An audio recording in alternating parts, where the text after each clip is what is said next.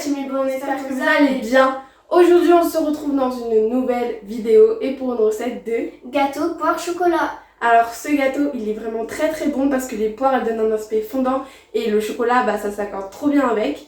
Donc si cette vidéo vous plaît, n'hésitez surtout pas à vous abonner et nous rejoindre sur Instagram, le lien est dans la description. Sur ce, c'est parti!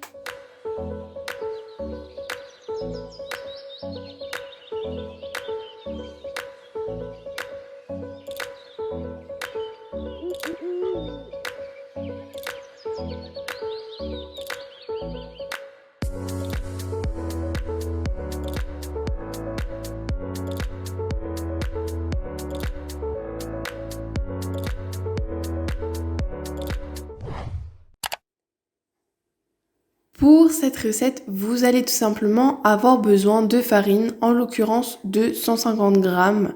Alors vous prenez de la farine blanche, ce qu'il y a de plus classique, et on met ça dans un petit récipient tout simplement.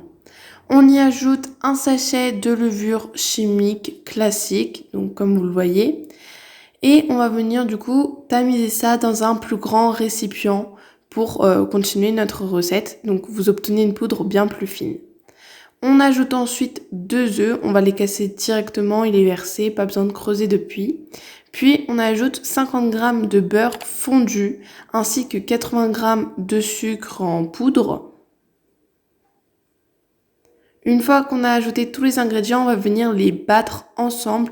Le but c'est que le mélange blanchisse et double de volume, ça doit donner ça au niveau de la texture. On ajoute ensuite 150 ml de lait tiède, alors pas besoin qu'il soit chaud ou froid, vraiment tiède suffira. Et on ajoute ça au batteur pour que ça soit bien incorporé.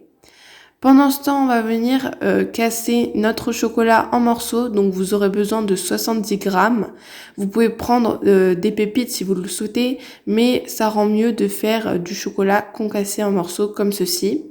Et on va l'incorporer à la pâte directement à l'aide d'une maryse, c'est très simple. On va venir prendre un moule beurré et chemisé de papier cuisson. On y étale une première partie de pâte sur le fond et on va disposer 1 kg de poire donc qu'on a épluché et coupé en fines tranches. Le but ça va être de le disposer de cette manière. Et ensuite, on ajoute le reste de pâte sur le dessus. S'il vous reste des poires, ce que je vous conseille, c'est tout simplement de les couper en morceaux et de les mettre sur le dessus un peu partout.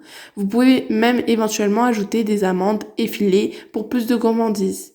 Et on enfourne le tout 50 minutes à 180 degrés.